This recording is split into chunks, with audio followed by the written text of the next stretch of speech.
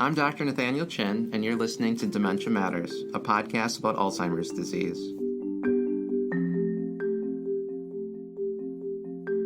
Dementia Matters is a production of the Wisconsin Alzheimer's Disease Research Center. Our goal is to educate listeners on the latest news in Alzheimer's disease research and caregiver strategies. Thanks for joining us. Welcome back to Dementia Matters. Alzheimer's disease research is advancing, and the scientific community is finding new ways to predict and diagnose Alzheimer's disease. While much of this information could potentially be useful to a research participant, historically, the research community has not shared this information with research participants. But now, things are changing. Joining me today to discuss when and how to share Alzheimer's disease risk data and its impact on research participants are two returning guests. Dr. Josh Grill is the director of the Institute for Memory Impairments and Neurological Disorders at the University of California, Irvine, and Dr. Jason Karlawish is co-director of the Penn Memory Center at the University of Pennsylvania. Together, they penned a viewpoint piece for the June 2022 issue of JAMA Neurology on the importance of disclosing biomarker results to some research participants. Welcome back to Dementia Matters, Josh and Jason. Thanks very much, Nate. Yeah, Nate, great to be back. Good to see you. Good to hear you. Before we proceed in the podcast, I have a disclosure of my own for our listeners. I'm a co-investigator with Drs. Lindsay Clark and Sterling Johnson in disclosing amyloid PET scan results to participants with cognitive impairment and those without any impairment. These are all done within an IRB protocol and at a research center, but I am the study physician doing those disclosures, so clearly I have a bias of my own. So with that out, today we're here to talk about returning Alzheimer's disease biomarker results to research participants. So to be clear, these are not clinic patients who are using insurance and co-pays to pay for the visit, receive a diagnosis, or get prescriptions. These individuals are volunteers, and they have a research diagnosis, possibly a clinical one, of either mild cognitive impairment or dementia. So today we are not discussing research participants who are cognitively normal.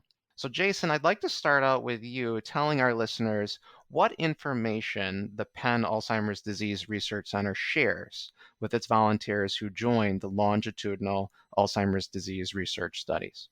If someone signs up to be in our aging brain cohort study, otherwise known as the ABC study, and they want to know, what'd you find out about my cognitive health?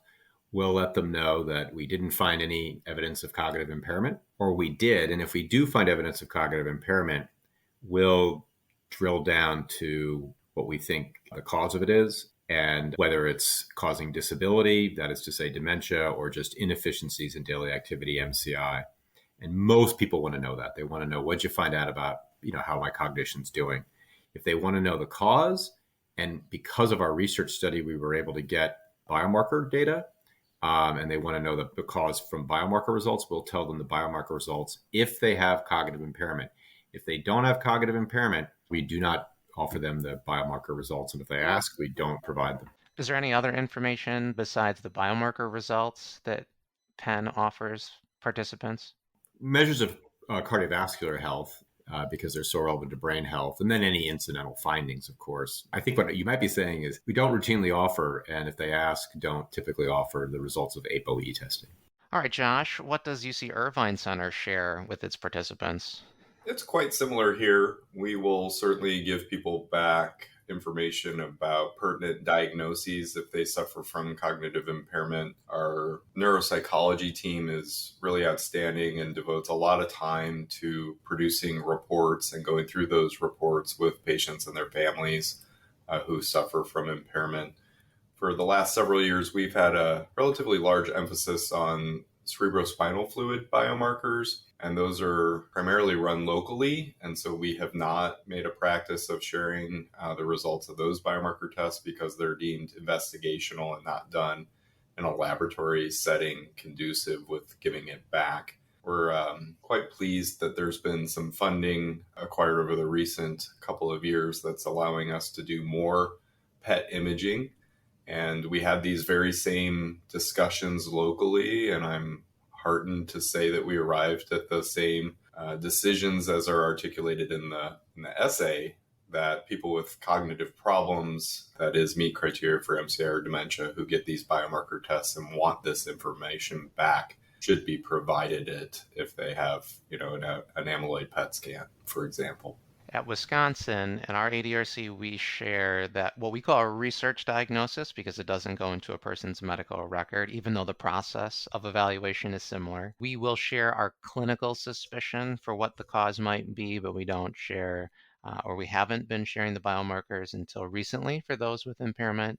And we have standard blood work. So something that Jason, you had said, lipid panels, things like that. We'll share that, but we don't share MRI scan results unless there's an incidental finding like you mentioned, and we do not share ApoE results. So I think similar, but there are some nuances, and I think that's an important thing that I wanted our listeners to know is that each center is different and they are bound by their own institutional review board, but also their own philosophy and belief systems. And I think that part of it is what is being challenged at certain centers, or at least among the field. So I find it interesting that while many in the field can share a diagnosis or at least what they think is causing a change, maybe sometimes testing results depending on who you talk about. Not all things are shared, biomarkers, genetic information like ApoE. So why do you two think the field treats biomarkers differently, and why are biomarkers really more palatable than genetic testing at some places that do share information? Well, Josh, why don't we ping pong this one? Sure.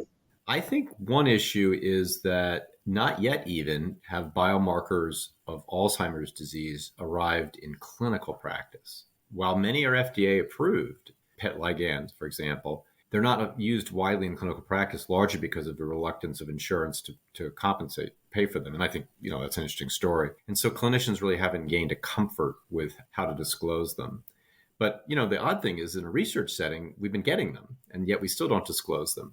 I think there things get more interesting. I suspect there's issues around labor, effort. It's work, number one. I suspect also they've sort of rolled out in a kind of slow way, and amyloid, but not tau. Now there's tau, but the tau ligand hasn't been validated, et cetera. So there's been kind of a learning curve, comfort curve.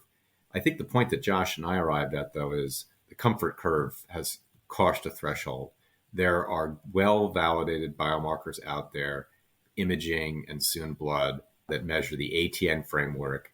And in expert centers where expert clinical diagnoses are made, it's time to start giving those results out. But Josh, what do you think?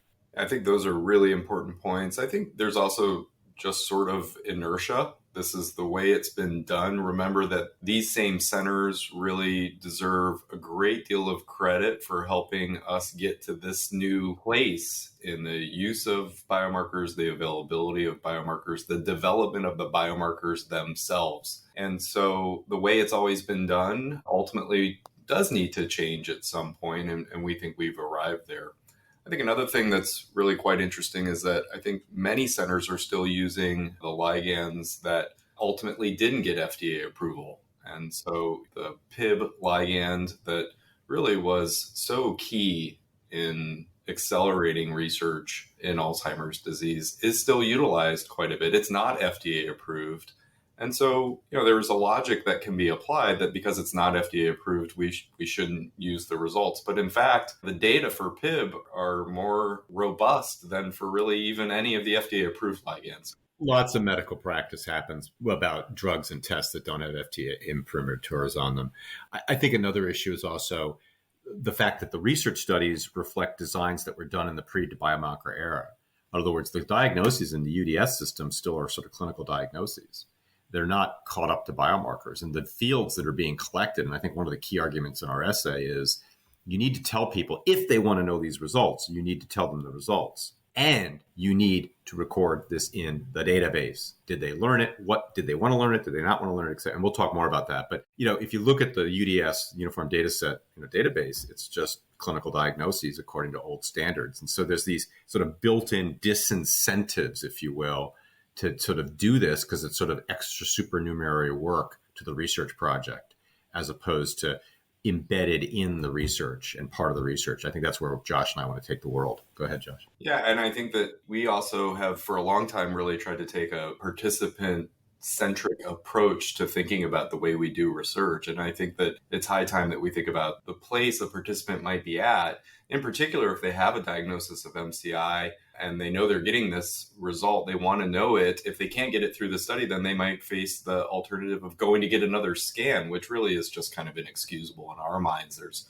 cost and risks that come with that. And so it's high time that we find a way to show our appreciation for the people who helped us make these tremendous advances and give this information back to in these circumstances.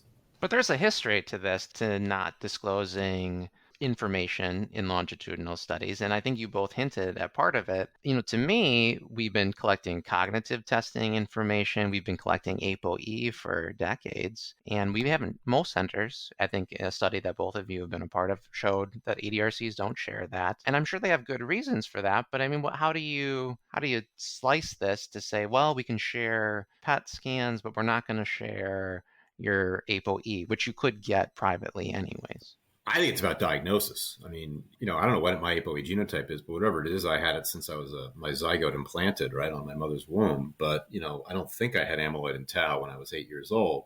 But I think if someone comes in at the Penn Memory Center and has been diagnosed with cognitive impairments causing inefficiencies or disabilities in daily life, MCI or dementia, I feel more and more a need to say, look, I have available tests that can tell you if this is being caused by Alzheimer's disease.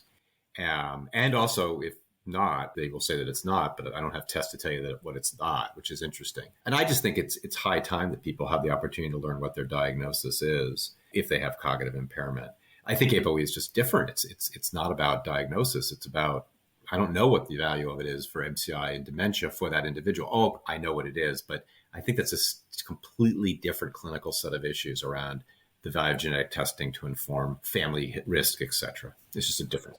And once upon a time, we really didn't know what to tell people about these tests. And now we do. There's a dramatically growing, robust evidence base around what these tests mean and what they mean to participants and what actions they can result in on a clinical scale. This, too, was really a key component of our argument that there is now an evidence base to support the clinical utility of these approved biomarker tests, and withholding that information from people who might value from it skirts some ethically challenging areas.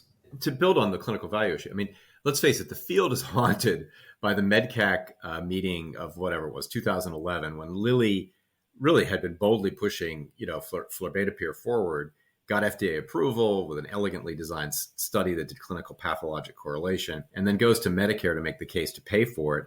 And MedCAC shoots it down. When you read the story of the MedCAC hearing, essentially what they were saying, either explicitly or implicitly, was, in principle, we get that there are some clinicians out there who could use this study wisely. But if it's made available widely, it's going to just be used for any older adult with a memory complaint. And it reflects larger problems with this infrastructure in America for cognitive assessments. And I think that haunted the field. And, Medicare said we're not paying for it.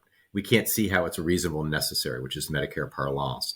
I think an Alzheimer's disease center researcher, clinician investigator is capable of deciding that this research study result is reasonable and necessary for a patient who wants it. And on that basis, be able to give it to them, where cost issues are off the table now because the test has been obtained in research settings. That is to say, it's been paid for by the research budget. Just like the cognitive testing has been, just like the neurological exam has been, which we're telling them. Well, so let's get to your viewpoint. So this is in JAMA Neurology, and it's really highlighting an argument. And Josh, you used the word argument, so I think that's fitting, that research participants who have MCI or dementia ought to have the opportunity to learn their amyloid and their tau results. So my first question to you is, why should a research participant be allowed to learn something that is not widely available in a medical practice? Well, it's widely available. It's just not widely utilized for a variety of, I would argue, practical reasons, including that it's not typically covered by insurance. But, the tests are valuable.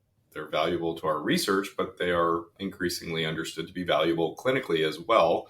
They are also expensive. They also have small risks associated with them. And so there are practical reasons that their clinical uptake has been perhaps less than what we might have expected when they were being developed. But again, Jason makes the point. In the case of a longitudinal observational study, the test has already been paid for. It's already been ordered. In some cases, it may have already been performed. The real question is there adequate reason to not give that information back? And I think for these folks with MCI and dementia, there simply is not. And there's a lot of rationale for giving it back to them, including that the alternative for them is to go get a second scan. What is the clinical utility of learning your MCI or dementia that is due to Alzheimer's disease through these PET scan results when we don't have a disease-modifying therapy for it? In essence, what I'm asking is it enough that people want their information and that we have it that we can share with them? Jason, I'll start with you. Absolutely. I think that if I've got a test that validly measures a measure of a disease, and I think based on what I know about you, the patient, that this measure is reasonable for you, and you want it to explain the cause of your cognitive impairment, boy, that strikes me as a very personally valuable set of information to give someone to explain the cause of their cognitive impairment. That to me is ethical reason enough to tell someone that information, if, of course, they want it. If they don't want it, they don't need to learn it.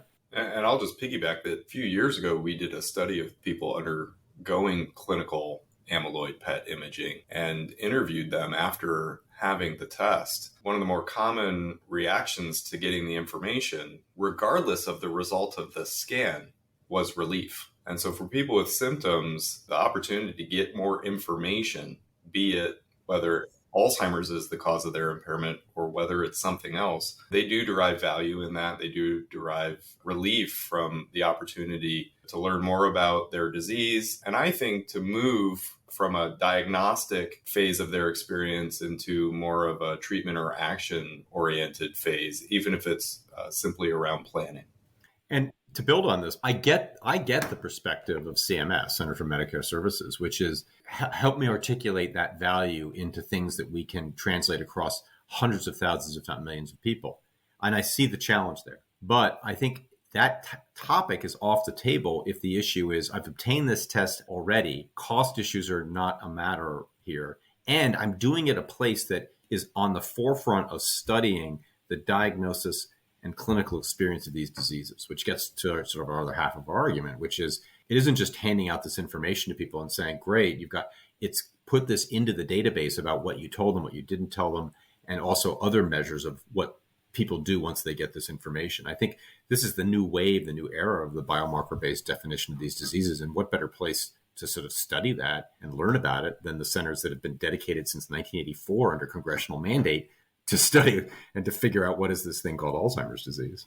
Well, I appreciate that context too, because you're absolutely right. In a research setting, these things have already been done or already paid for, and now it's a matter of what do we do with that information. But I also appreciate, Josh, what you said about sense of relief, because oftentimes people will make this argument of, well, there might be personal utility, but there's no clinical utility in the absence of a drug. But sense of relief in addressing mental health certainly feels clinical to me. And so to be able to show the evidence that people, regardless of the result, have a sense of relief seems to argue that even personal utility ends up being clinical utility. Yeah, and scientific value, because, I mean, the complete disease experience is knowledge of what is your diagnosis. And, up until recently, it was the skull that kept that from being known clinically. Namely, you couldn't easily figure out what was causing someone's brain disease because the skull keeps you from getting tissue biopsies or whatever else. I'm joking almost. But, things have changed since 2002, slowly, but all at once. Our obligation scientifically is to study this disease according to the best standards of diagnosing it. And we have that ability now with imaging and soon blood tests to tell someone you do or don't have these pathologies. And that's the 21st century for Alzheimer's research, which is what's it like to know I've got cognitive impairment and it's caused by or not caused by the following diseases. That's where we're going to go as a society, and it needs to be studied at Alzheimer's centers. And that was a perfect lead into my next question, which is what if it's not a positive result? So the Alzheimer's disease biomarkers are very specific to Alzheimer's disease, and they cannot tell if a person has any other brain disease. And we know from great research that Alzheimer's coexists with many other brain pathologies. So is it appropriate to share an incomplete picture with someone who already is experiencing cognitive impairment, be it MCI or dementia? Is it okay to share partial information when we don't have the rest of it? Josh, I'm going to start with you. I think it is okay to share that we have partial information, but it needs to be shared with education and counseling about what we can offer. That includes helping patients and their families understand that we're going to get one piece of information about whether Alzheimer's disease changes appear to be present in the brain and are a contributor to the person's cognitive problems. It doesn't mean that there's not anything else going on. If the scan is negative, if the results don't support Alzheimer's disease, it's not going to give us information about what is going on. And I actually think these are areas of research that still are greatly in need for our field.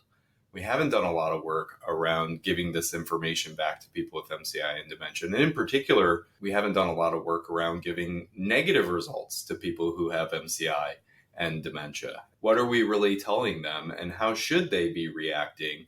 Obviously, the way we counsel them, educate them, prepare them for the test and learning the results will have a big impact on their reactions to this information. But if it's not Alzheimer's disease, in all probability, there's something else going on that's causing the cognitive problems. And ultimately, we certainly hope to have other tools to get at what those problems are, but right now they're pretty limited.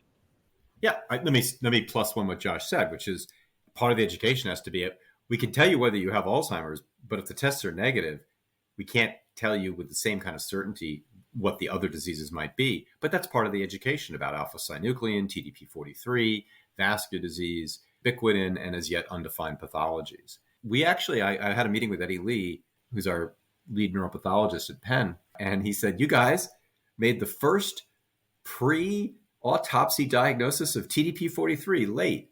And, we did it on the basis of MRI atrophy, showing really severe hippocampal atrophy, et cetera, in a clinical picture that otherwise fit. And the person died. And sure enough, they had TDP-43. So it's this kind of information that we're giving back to people that I think is very valuable. And we were thrilled to have it validated clinically. But let's embrace the uncertainty. Let's convey it to people. And again, let's study it. That's my point and Josh's point, which is let's make this part of what we gather and develop best practices around it. So education, preparation, and in essence, informed consent is really critical before even learning one's result. Without question. And if you had to pick one group of patients, granted they're research subjects, but essentially they are patients. We're talking about people who have MCI or dementia. These are high octane diagnoses who probably would be on the forefront of wanting to learn this, et cetera. It's people who are coming to an Alzheimer's center to participate in a longitudinal cohort study. I mean, they're there because they want to contribute, help, learn, and know. Are they quirky compared to the general population? Yeah, but and I view them as the least vulnerable in that sense, though, because they're there because they want to be there. So you mentioned in this article that learning about Alzheimer's disease biomarker results may help people plan for the future. Plan for the future being the key phrase there. So does learning about these biomarkers add that much more than already just being diagnosed with the syndrome of mild cognitive impairment or dementia when really talking about advanced care planning and what someone should do? Josh? Well, I certainly think it can. For the person with MCI who lost their mother to Alzheimer's disease and is really worried about it, getting this scan result, if it's positive, can be challenging, but it can also help them move to a phase where they're going to take important next steps that they might not otherwise take. We know that giving this information to people does spark thoughts and conversations and actions around long-term planning, financial issues, residential issues. It sparks changes for their doctor too. And so change in the diagnosis, change in the treatments, these things are also extremely important and might not occur for the person in the observational study who doesn't get that result back. I think for someone with MCI who learns they have not elevated amyloid and negative tau, it's a very different story than if they learn they have elevated amyloid and positive tau. I mean, the data about change over 5 years are very compelling. I think people knowing what that information could mean, there are some who would value knowing that and want it for all the reasons Josh said. I won't reiterate them. And there's others who say I wouldn't want to know that, but that's their choice. So I think there's tremendous value. Again, they're hard things though to articulate under standard measures of health utility. I mean, standard measures of health utility are about disability, and they typically capture physical disability. If you look at the Huey and all these other disability measures, they're about physical disability issues. They're not about losing one's ability to self-determine one's life. But you know what? That's what matters to older adults. It matters to all adults. It's just self-determining your life. And if you know you're going to have a disease that's going to take that away because you already are beginning to experience it, I think a lot of people that will want to know that. Jason, my next question is for you as someone who's in a memory clinic and talks to people about diagnosing and risk of Alzheimer's disease or pathology that one you would suspect based on a history. This is kind of a long question, so bear with me. But when you tell someone they have amyloid in their brain, just amyloid, the conversation is about risk of having Alzheimer's disease, developing Alzheimer's disease, and perhaps progression from MCI to dementia. But when you tell someone they have both amyloid and tau, you are in essence telling them they have Alzheimer's disease very definitively. So if the Alzheimer's disease is in their brain and it's causing their MCI and dementia, there really isn't any conversation of risk. There's no conversation of, well, it could be something else. It could be something in addition, but you're not really wavering. How do you think people are going to respond to such a definitive information sharing? And are you worried about negative consequences of doing so? So you're right. You're conveying a diagnosis. The information I'm conveying is I think that the cause of your cognitive problems is Alzheimer's disease. In my clinical experience, that certainly is high octane information. Again, people have come to the Penn Memory Center in a waiting room that has information about Alzheimer's disease, having undergone an 1.5 hour long assessment, having come back 1 month later to go over the results.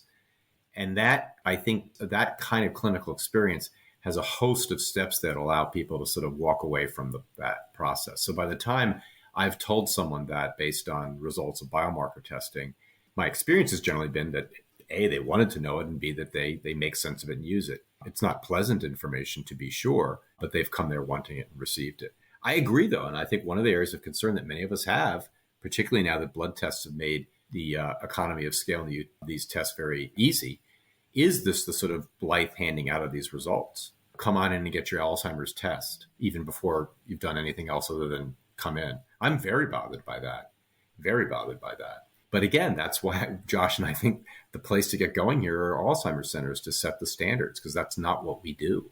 I think that's a key part. This is all a research context, research participant, research setting, lots of staff and support, ideally. So how might a research participant learning their result, how might that help them within the research context? Or how might that help the actual research center itself in being able to share this result with the participant? I'll start with you, Josh.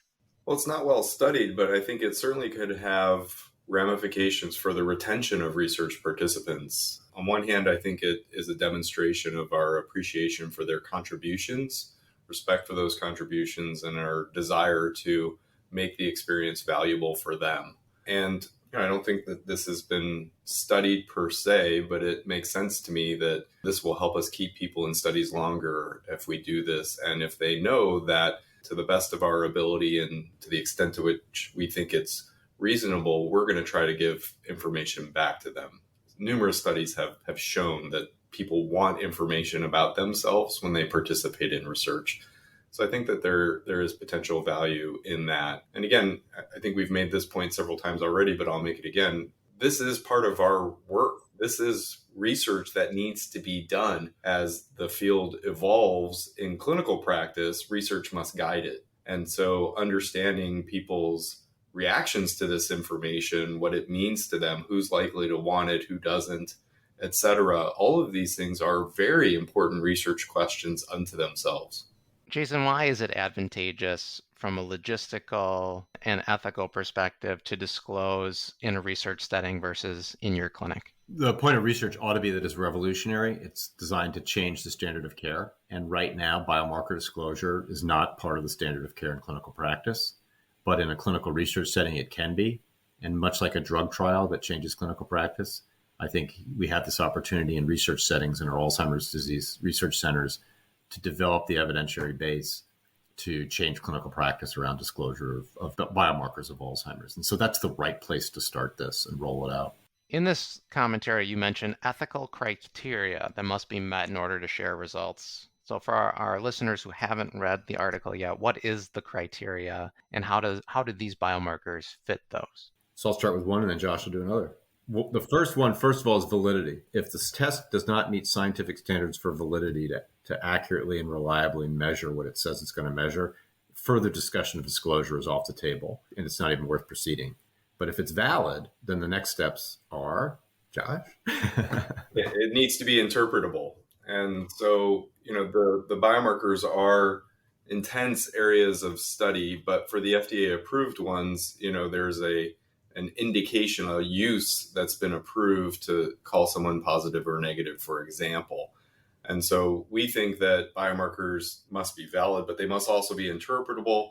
And ideally, there's an approach that's been recognized as clinically useful, and that researchers should try to use those approaches that have made it to the point of a wide scale acceptance. In short, a competent clinician capable of doing it as well.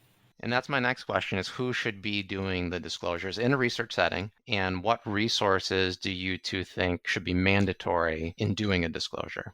Well, you have a competent clinician to disclose it. In other words, he or she should feel comfortable with telling someone with cognitive impairment, explaining the test, answering questions about the test, and then being able to obtain the test and interpret the result and explain it. If someone's not comfortable with all those steps, they shouldn't do it, period, end of story, full stop. If they are, great. And again, if you had to pick one place where you're probably going to find clinicians capable of doing that, it's Alzheimer's disease research centers. All the better to pave it. I will say it raises a resource issue, though, as you said, which is, do the clinicians have the time and support to do that? And is the center able to routinely get those results as well? Right now, a lot of centers rely on sub-studies, ancillary studies, philanthropy, double billing for MRI, et cetera, to be able to get these. And I think the field is going to have to start to ask questions around resources. In other words, does it make sense to not routinely gather these measures in a cohort study to understand these diseases? And I think the blood tests are really going to transform the answer to that question, because it's a tube of blood and it's just the cost of the analysis, which is magnitudes less than imaging.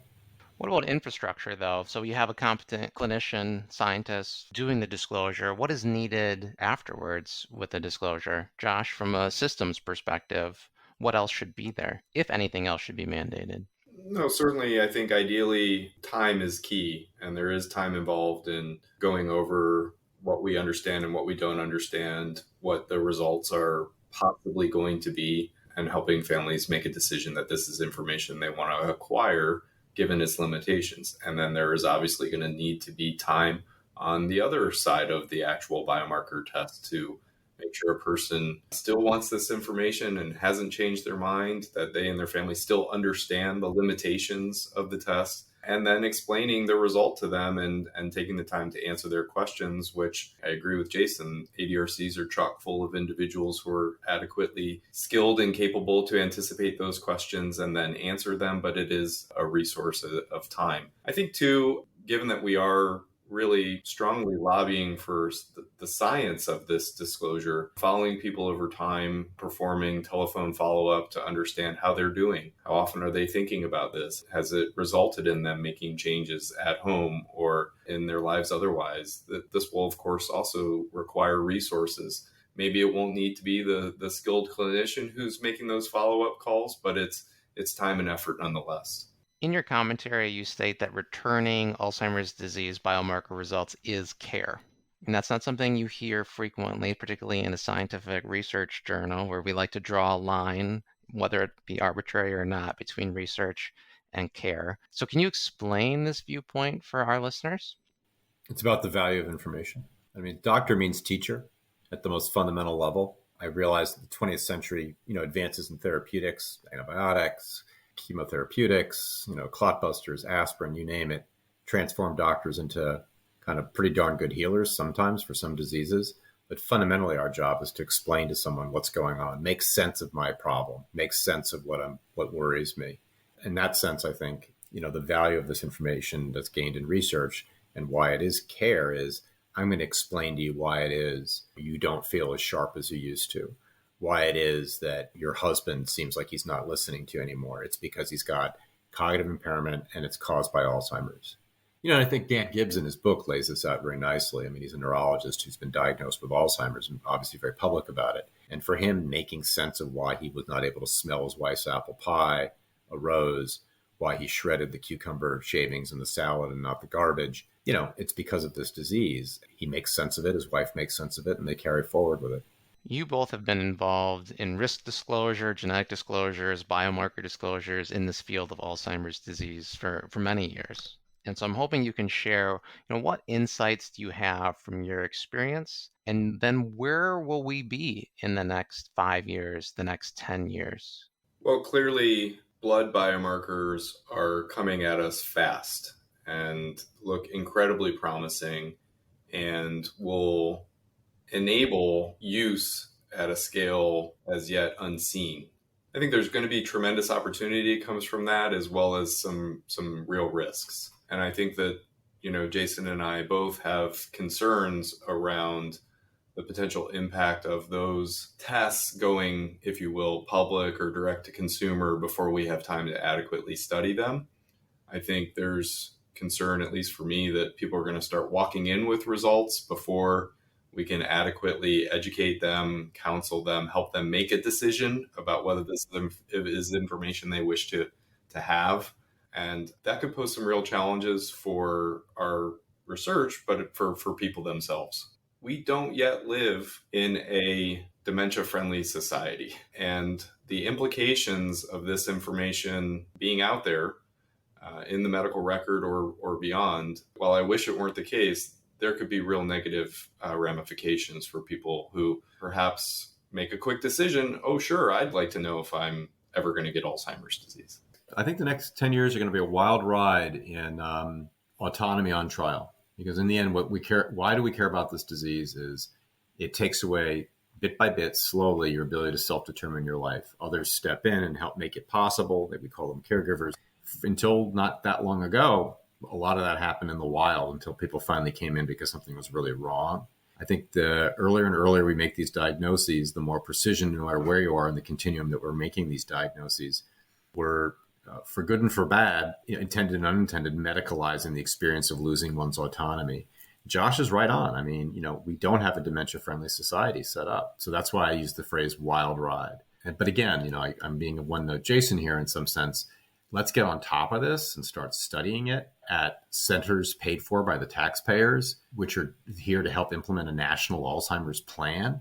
I think we can do this. I'd rather us doing it in that way than, letting various and sundry private interests kind of sort it out the way things often happen in America. So I'm cautiously optimistic for the future. I'll leave you with my one, not leave you, but I think it's only a matter of time before one of these tests becomes direct to consumer, though, because anything that's such a threat to intimate personal well-being invariably makes it pretty quick into the DTC market because there's a crowd there that wants this information and they want it right away and now and personally and privately. And you can see that that's, the history of several different kinds of tests, like genetic tests and pregnancy tests, for example. So a lot of excitement in the research and the possibilities within research, but some words of caution from the two of you. So I appreciate that. I thank you for your time, your candidness in this discussion. I'm certain we'll be having you both on as things progress within the field.